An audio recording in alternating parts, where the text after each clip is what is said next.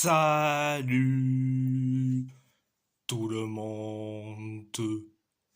On va en parler sur tous les matchs du week-end. On va commencer par le PSG. Le PSG a gagné difficilement face au RC Lens 1-0. Un but d'Ousmane Dembélé pour le PSG et un carton rouge d'Abdougodir Kouzanov pour le RC Lens. Première période, ça a été bien mais sans plus. 4 minutes après le coup d'envoi de la première période, tu as Bradley Barcola qui te fait une folie sur le côté gauche. Il t'a délivré, certes, un centre passe décisif vers Ousmane Dembélé qui marque le but du 1-0. Et après le but du 1-0, bon, on s'est créé quelques occasions. On s'est créé quelques occasions. Euh, le tir loupé de monsieur Fabien Ruiz, ça a été capté par Brice Samba. Tu as le tir de Dembélé, bon, ça a été à côté. Oh, t'as, bon, tu as l'adversaire Sotoka qui s'est blessé. Bon, mais bon. T'as eu une occasion d'Asensio, mais ça a été capté par Samba. Mais bon, on s'est créé beaucoup d'occasions. Donc, c'était la première période. La deuxième période, c'est la deuxième période, ça a été catastrophique. Certes, on a eu la possession, mais il y a eu certes, il y a eu certes Kouzanov qui a fait une faute euh, mal maîtrisée, une faute qui, je crois bien que c'est mal maîtrisé, mais c'était fait esprit sur Ashraf Hakimi. Résultat, l'arbitre est allé voir la VAR et c'est carton rouge. Mais bon, après cette faute horrible sur Hakimi de la part de Kouzanov, eh bien c'est Andy Diouf qui s'est occupé de William Pacho carrément, de William Pacho carrément. Résultat, il a récolté son carton jaune. Là, après, on s'est créé quelques occasions. Bon, mais bon. Et même à la fin, on, on s'est créé une occasion de Marco Asensio, mais c'est capté par Brice Samba. Donc, c'était la deuxième période. À part ça, c'est tout. On va parler de Wolverhampton qui t'a fait un match nul face à Crystal Palace, de partout. Un but de Jorgen Strand Larsen et un but de Joao Gomez pour les Wolves. Un but de Trevo Chalobah et un but de Marc Guéhi pour Crystal Palace. Première période. Première période. Euh, Ça a été catastrophique. On s'est créé quelques occasions. On, on s'est créé quelques occasions. Certes, on a eu la possession, mais on s'est créé quelques occasions. Pareil pour Crystal Palace, ils ont créé aussi des occasions. Bon, c'était pas... C'était... certes, parfois, on se fait peur, mais heureusement que José ça rassure la situation. Mais bon,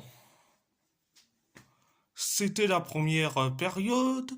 La deuxième période, ah, c'était un ascenseur émotionnel. On est déçu, on est content, on est ultra content, mais on redescend, on est déçu.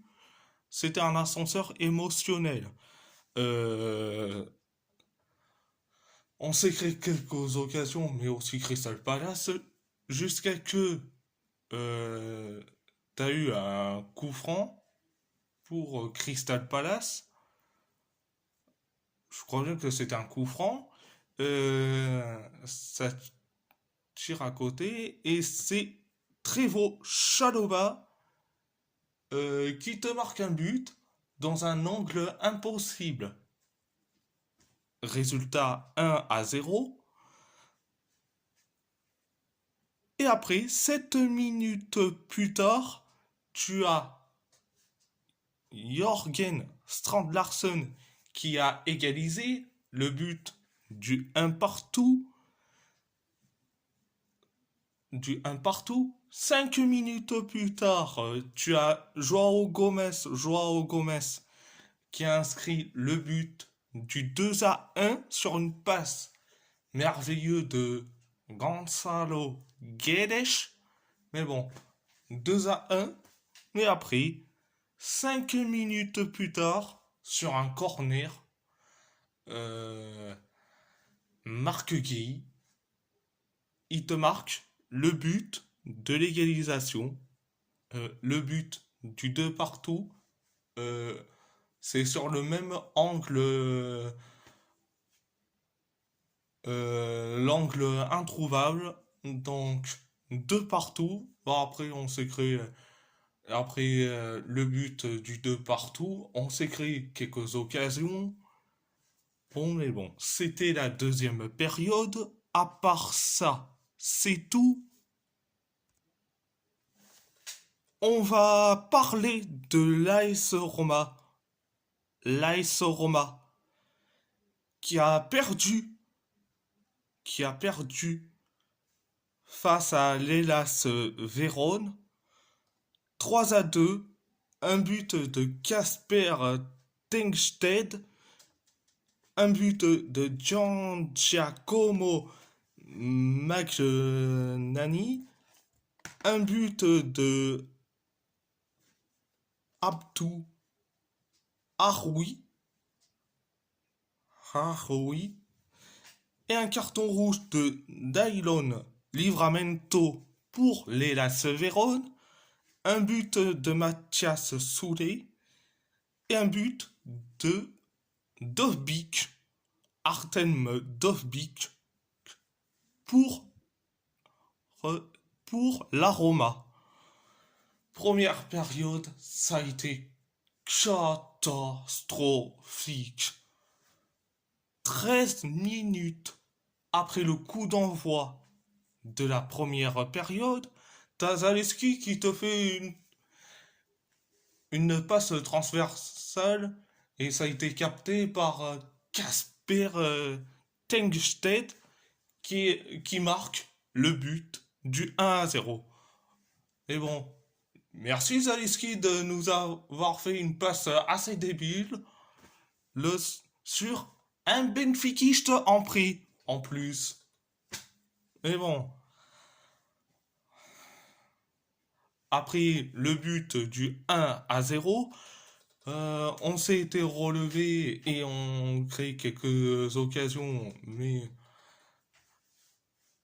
heureusement que Mathias Soulé a inscrit le but de l'égalisation, le but du 1 partout. Mais 6 minutes plus tard, on encaisse le deuxième but. Et c'est Gian Giacomo McNanny qui a inscrit le but du 2-1. Mais bon, on a été catastrophique. Mais bon, c'était la première période. La deuxième période, ça a été mieux, mais catastrophique à la fin.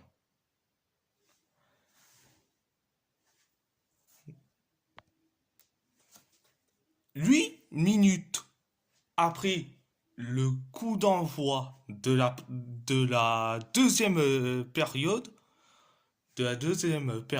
tu as Arten Dovbik qui a inscrit un but, le but de l'égalisation, le but du 2 partout, et après le but du 2 partout, on s'est créé quelques occasions, mais même les Las Véron, ils ont créé quelques occasions, notamment ce fameux corner où ça a été capté par Maïs Villar, euh, le seul joueur à être au haut niveau dans cette équipe. Mais bon. Mais après ce corner de l'Elas Véron, on encaisse le troisième but. C'était le but de Abdou Haroui. Donc, le but du 3-2. Mais après le but du 3-2, dans les temps additionnels, tu as Dailon Livramento qui te fait une faute horrible sur El, El Sharawi. Résultat, carton rouge. Bon, c'était mérité. Donc, c'était la deuxième période. À part ça, c'est tout. On va parler. On va parler de l'Athletic Bilbao qui a fait un match nul face au Betis Séville. Un partout. Un partout. Un but d'Alex Berenguer pour l'Athletic Bilbao et un but de Pablo Fornals pour le Betis Séville. Première période.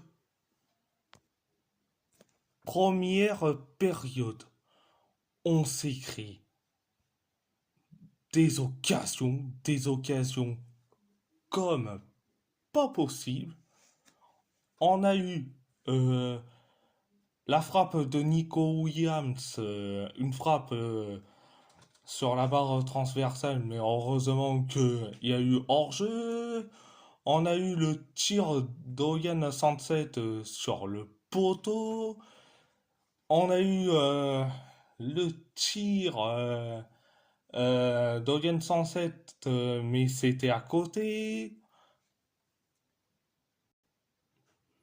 On a eu le, euh, le tir merveilleux d'Iñaki Williams sur la barre transversale.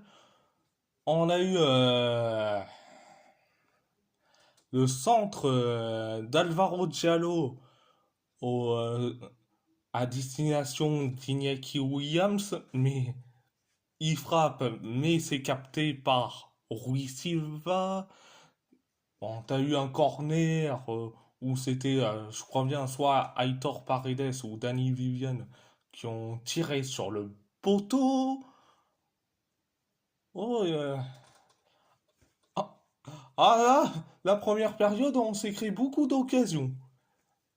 C'était soit le poteau, soit la barre transversale, soit c'est les hors-jeu, ou soit c'est capté par un gardien. Donc c'était la première période. La deuxième période,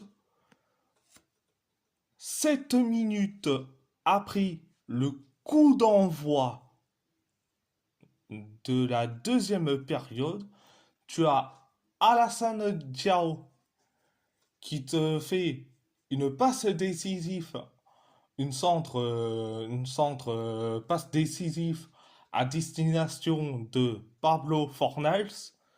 Premier tir cadré, premier but pour le Betis. Résultat 1-0. Et bon, après, après le 1-0, on s'est créé quelques occasions, mais ça a été des tirs à côté, notamment le tir d'Orient Sunset, jusqu'à que Alex Berenguer, qui te marque un but de la tête, sur un centre d'un joueur de Bilbao, je pense que c'était un joueur, mais bon, c'était, je crois bien, de Marcos. Donc, une passe, un centre à destination de Berenguer, et Berenguer, il marque le but de l'égalisation, le but, le but du un partout, et en plus, il s'était faufilé entre Diego Lorente, ex-joueur de l'AS Roma, et Marc Baltra, euh, ex-joueur de Trabzonspor. Donc, il s'était faufilé entre les deux, il marque. Mais après le but du un partout, on s'est créé une occasion assez bête, signée Ander Herrera. Et après, le Betis s'est créé une deuxième occasion, mais, mais ça a été capté par Aguirre Zabala. Et après, tu as une erreur de Yuri Berchiche, et ça a été heureusement capté par Aguirre Zabala. Mais bon, c'était la deuxième période. À part ça, c'est tout. On va parler du FC Porto qui a gagné face à Estoril 4-0 face à Estoril. Un doublé de Galeno, un but de Danny Loider et un but de Pepe Aquino. Première période, ça a été bien, on s'est créé quelques occasions jusqu'à que Danny Loider et qui Danny Namasso a inscrit un but, le but du 1-0. Après le but du 1-0, tu avais eu une accélération de Pepe Aquino. euh, et quand tu as vu que l'adversaire Pedro Amaral était au sol, il a décidé d'arrêter et l'arbitre a sifflé, je crois bien, une petite faute ou soit bien une blessure. Bon, euh, Pepe Aquino a bien fait de s'arrêter quand même. Mais après, quelques minutes plus tard, Pepe Aquino, encore lui, alors, sur une passe loupée d'un joueur d'Estoril, ça laisse Pepe Aquino à marquer le but du 2-0 sur une cage vide. Vu que Joël Robles n'était pas vers les cages et que tu avais le défenseur d'Estoril qui est abonné absent, carrément. résultat 2-0. Mais après le 2-0, tu as instauré le qui s'est créé quelques occasions. Mais nous aussi, on s'est créé aussi des occasions. Donc, à part ça, c'est tout. À part ça, c'est tout. C'était la première période. La deuxième période, ça a été, ça a été merveilleux quand même. On s'est créé quelques occasions par-ci par-là. On s'est créé quelques occasions. Même Story, ils ont créé quelques occasions. Jusqu'à que Galeno, euh, sur un, sur un, sur un centre d'un de nos joueurs, Galeno, a mis un but de la tête. Résultat 3-0. Mais 10 minutes plus tard, 10 minutes plus tard, t'as Joao Mario qui te fait un centre à la destination de Galeno qui te marque un doublé et en plus le but du 4-0. Donc, c'était la deuxième période. À part ça, c'est tout. Et concernant Pepe Aquino, je dis franchement, il mérite carrément le ballon d'or du fair play et, euh, et, et du joueur le plus humble.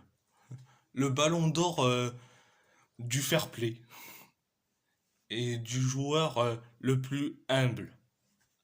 Si tu rajoutes des joueurs comme Unai Simon et Hugh Minson dans le titre du Ballon d'Or, du fair play et du joueur le plus humble, me demande pas où est passé Vinicius parce que il n'est même pas nominé. Euh, Petit balle perdu pour les Madrilènes et en plus pro Vinicius, mais qui sont aussi des pro Ronaldo. C'est même au combat, mais bon.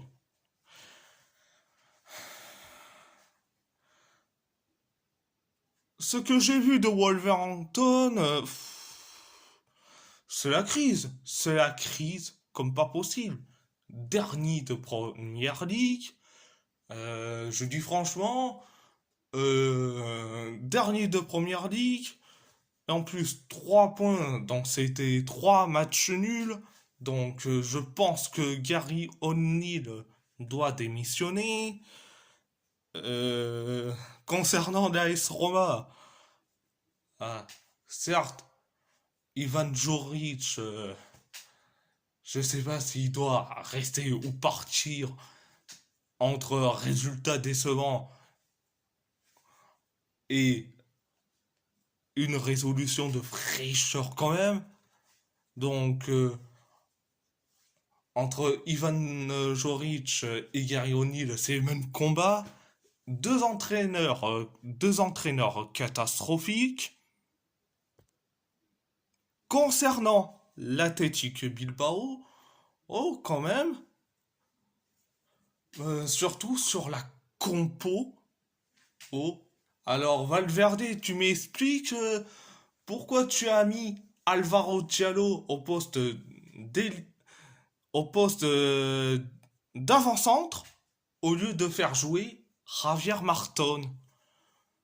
Mais bon, mais bon.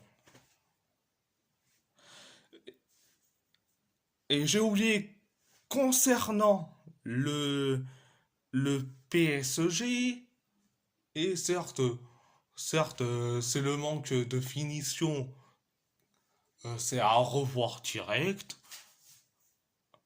Concernant le FC Porto, bon, c'est une bonne opération avant le match face à la Lazio en Europa League et surtout le haut classico qui va arriver face à Benfica. Donc, voilà, voilà. Donc, à part ça, c'est tout. Et si la vidéo vous plaît, abonnez-vous à ma chaîne YouTube, likez, commentez si vous avez envie ou pas, c'est votre choix. À part ça, je vous laisse et merci beaucoup. Un grand merci beaucoup.